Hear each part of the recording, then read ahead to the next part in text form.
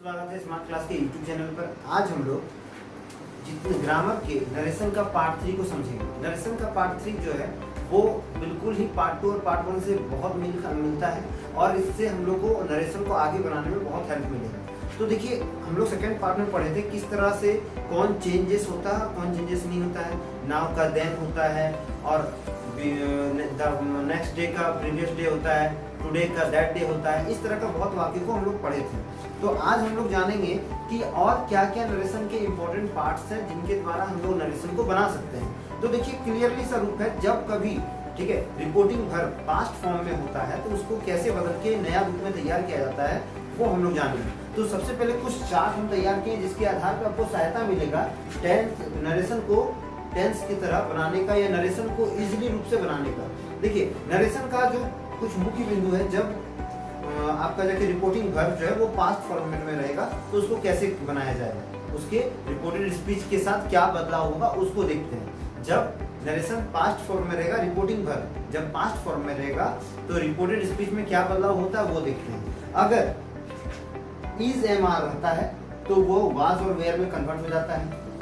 Has have रहता है तो वो हैड में चल जाता है। विल या सेल रहता है तो वुड और शुड में चल जाता है। उसके बाद सिंपल पास्ट रहे, ठीक है, सिंपल पास्ट रहता है तो वो पास्ट परफेक्ट में बदलता है। किस तरह वो देखिए, अगर सिंपल पास्ट में कोई सेंटेंस रहे और पास्ट परफेक्ट में जाए तो वाज और वेयर हैज बीन हो जाता है, मस्ट हैड हो जाता है या हैड टू हो जाता है, कैन कुड हो जाता है, मे माइट हो जाता है, वुड और शुड वुड हैव और शुड हैव हो जाता है। तो हम लोग क्या देखें कि इस चार्ट की मदद से हम लोग जब भी डायरेक्ट स्पीच को इनडायरेक्ट में बदलेंगे, किस फॉर्मेट में, जब हम लोग का सेंटेंस ठीक है यानी रिपोर्टिंग वर्ब, जब रिपोर्टिंग वर्ब रहे पास्ट फॉर्म में तो उसको किस तरह से कन्वर्ट किया जाता है। साथ ही साथ अगर कभी डायरेक्ट स्पीच में सिंपल पास्ट रहे तो पास्ट परफेक्ट में उसको कैसे चेंज करना है उसके बारे में भी पूरा चार्ट ही करती है। तो देखिए, इसके बाद हम लोग आगे जानते हैं कि इन सभी चीजों में सबसे इंपॉर्टेंट जिनका रोल होता है, सबसे इंपॉर्टेंट इनडायरेक्ट और डायरेक्ट स्पीच में जिनका रोल होता है वो होते हैं मुख्य रूप से नॉमिनेटिव, ऑब्जेक्टिव और पॉजिटिव सेंटेंस। इनमें क्या होता है, अधिकतर बच्चों को ये शक होता है कि भैया आई का मी कैसे हो गया, फिर आपका जाकर के राम का ही कैसे हो जाता है रिपोर्टेड वर्ब में और रिपोर्टेड स्पीच में, और रिपोर्टिंग वर्ब से वो कैसे कन्वर्ट होता है, उसको कैसे कन्वर्ट करते हैं, राम के लिए ही का यूज क्यों किए, हिम का यूज क्यों नहीं किए। तो एक इसके लिए एक चार्ट बना हुआ है जिसके तहत आप जान सकते हैं कि किसका यूज कैसे करना है। जैसे अगर कभी फर्स्ट पर्सन आई नॉमिनेटिव रहे या बी नॉमिनेटिव रहे तो ऑब्जेक्टिव में, ऑब्जेक्टिव के नियम में, मतलब जब ये ऑब्जेक्टिव का रूप में रहता है ना, जब नॉमिनेटिव में आई और बी आता है तो जब इसे ऑब्जेक्टिव के लिए यूज करेंगे तो वहां पर मी या अस हो जाएगा। क्या हो जाएगा, मी या अस हो जाएगा। जैसे नहीं बोलते राम से टू गीता, तो ये गीता क्या हो गया, ये इसका ऑब्जेक्टिव हो गया। राम से टू गीता, तो ये गीता क्या हो गया, एक ऑब्जेक्टिव हो गया ना। तो उसी तरह अगर ऑब्जेक्टिव में कभी आए रहे, अगर नॉमिनेटिव में कभी आए रहे तो उसका ऑब्जेक्टिव क्या हो जाएगा, मी हो जाएगा, वी का अस हो जाएगा। उसी तरह पॉजिटिव में माई होगा, माइन होगा, आवर होगा, आवर्स होगा। पॉजिटिव क्या होता है, ये जस्ट एकदम सब्जेक्ट के साथ बीच में, जैसे कि this is mine book, this is your book, इस तरह करके होता है ना। तो जब सेंटेंस से हम लोग को ये पता चले कि यहाँ पर पॉजिटिव भी है और आपका जाकर के ऐसे सेंटेंस है जो ऑब्जेक्टिव और नॉमिनेटिव को दिखाते हैं तो उसके अनुसार इसको बदला जाता है। ये दोनों पूरा डिपेंड इस पर रहता है। तो आपको ये ध्यान रखना है कि आई वी के साथ ऑब्जेक्टिव क्या होगा और पॉजिटिव क्या होगा। उसी तरह नॉमिनेटिव में यू के लिए ऑब्जेक्टिव यू ही रहता है। आपको कल ही बताया गया कि यू के साथ कोई भी बदलाव नहीं किया जाता है, यू के साथ कोई भी बदलाव नहीं किया जाता है। उसके बाद जब पॉजिटिव होता है तो यू का योर्स कर सकते हैं या यू रहता है। उसी तरह थर्ड पर्सन में, ये सेकंड पर्सन था, थर्ड पर्सन में ही सी इट सब उसी तरह यूज होता है। जब ही नॉमिनेटिव में रहे तो इसका ऑब्जेक्टिव क्या हो जाता है, हिम। उसी तरह पॉजिटिव में ये क्या हो जाता है, हिज। सी का तो आपको पता है हर होता है और इसमें भी क्या होगा, हर होगा। इट का I T, it it it, ये इट किसके लिए यूज होता है, ये इट यूज होता है जो निर्जीव वस्तु रखते हैं या जिन्हें हम दर्शाते हैं, ठीक है। तो इट का तीनों रूप में क्या होगा, इट होगा, दे का दैम होगा, देयर होगा और देयर्स होगा। तो इस तरह से इस चार्ट की मदद से आप फॉर्मेट को नॉमिनेटिव, ऑब्जेक्टिव और पॉजिटिव रूप में बैठा के बना सकते हैं। अब हम लोग जानते हैं इसके आगे प्रोसेस को, आगे रूल्स को, कि किस तरह से हम लोग इसको आगे बना। तो देखिए अब हम लोग कुछ उदाहरण के साथ इसको बनाते हैं। देखिए यहाँ कुछ उदाहरण हम लिखे हैं। अब ये जो जितने भी उदाहरण हैं, जितने भी एग्जाम्पल्स हैं, उसके बारे में पहले हम आपको बता देते हैं। देखिए पहला जो उदाहरण है वो रिपोर्टेड स्पीच में सत्य वाक्य, मुहावरे या कहावत, लोकोक्तियां में जितने भी तरह के वर्ड्स होते हैं, जैसे कि मान लीजिए कि शिक्षक कहते हैं कि सूर्य जो है वो एक सबसे बड़ा ग्रह है, या सूर्य एक क्या है, एक बड़ा तारा है। तो जब इस तरह के वाक्य जिसमें चिरंतर सत्य या मुहावरे या बोल सकते हैं कहावत या लोकोक्तियां होती है, कभी कभार नहीं बोलते हैं कि जैसे ये बात है कि भारत 15 अगस्त 1947 को आजाद हुआ, तो एक ये चिरंतर सत्य है। तो इस तरह के वाक्यों में जब डायरेक्ट से इनडायरेक्ट बदला जाता है तो इसमें कोई भी परिवर्तन नहीं किया जाता है। जैसे कि एक उदाहरण लेते हैं। उदाहरण है कि the teacher said the earth is round.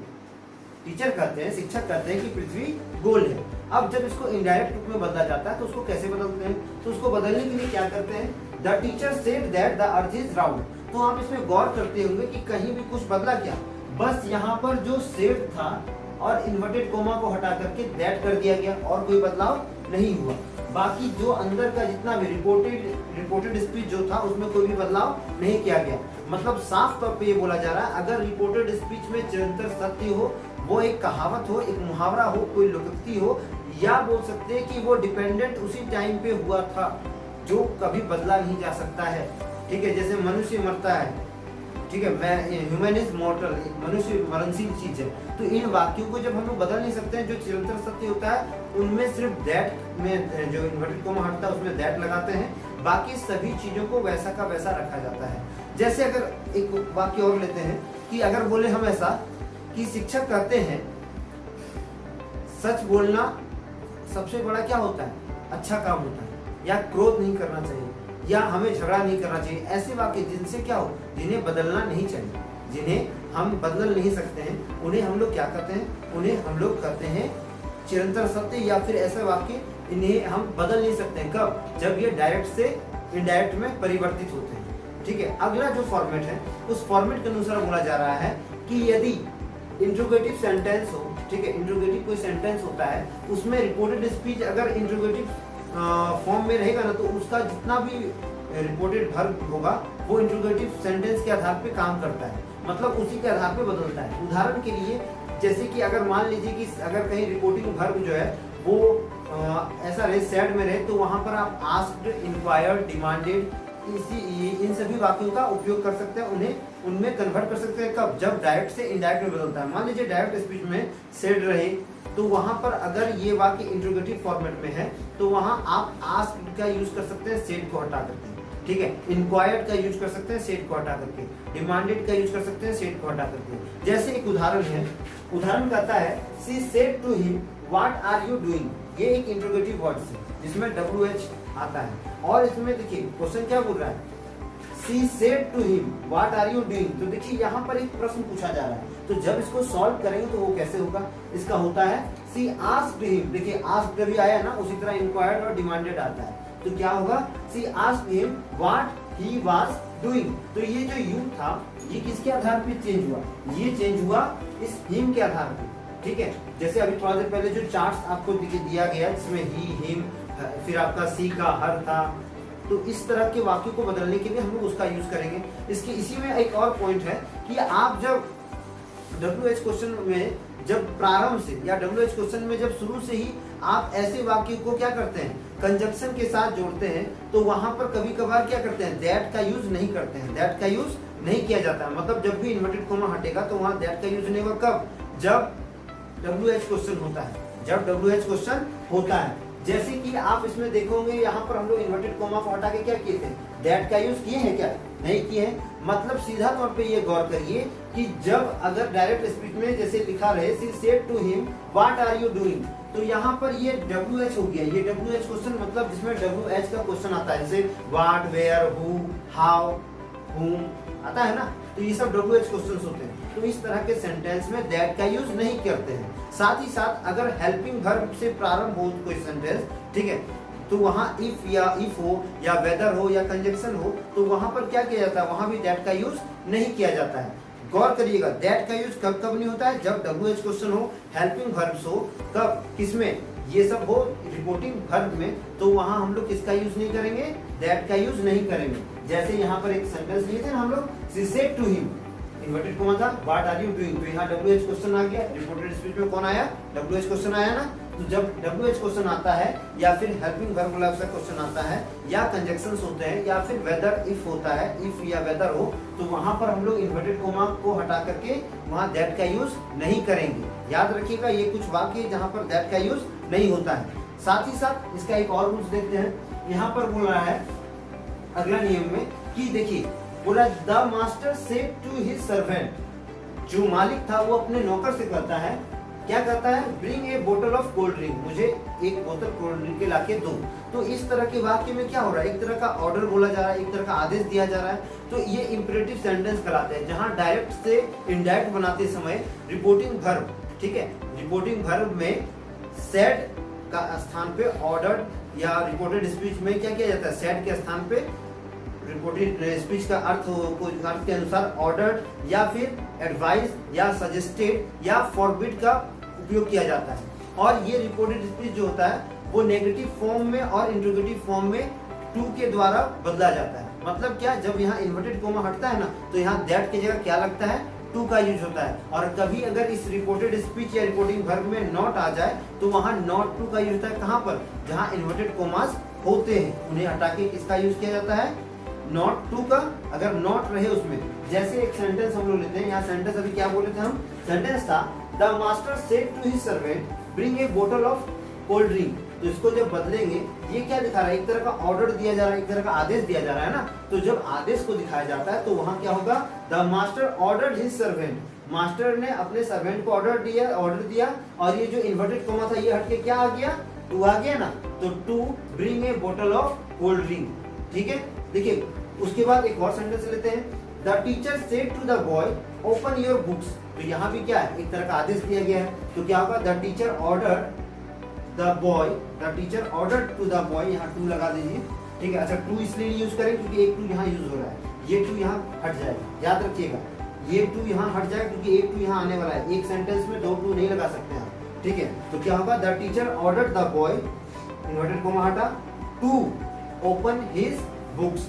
तो देखिए ओपन हिज बुक्स में किसका, ये हिज जो था ये योर के कारण आया।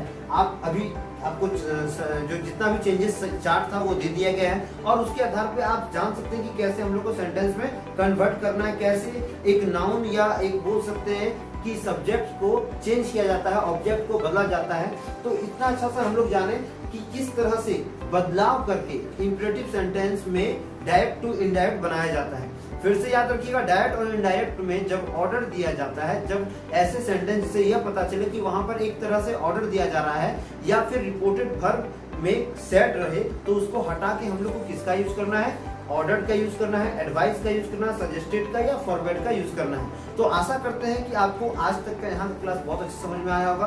तो क्लास अच्छा समझ में आया तो चैनल को सब्सक्राइब करिए, लाइक करिए, शेयर करिए और इसके अगले पार्ट के लिए रेडी रहिए। इसका अगला पार्ट फिर से आपको जल्दी से जल्दी मिलेगा। तब तक के लिए वंदे मातरम, भारत माता की।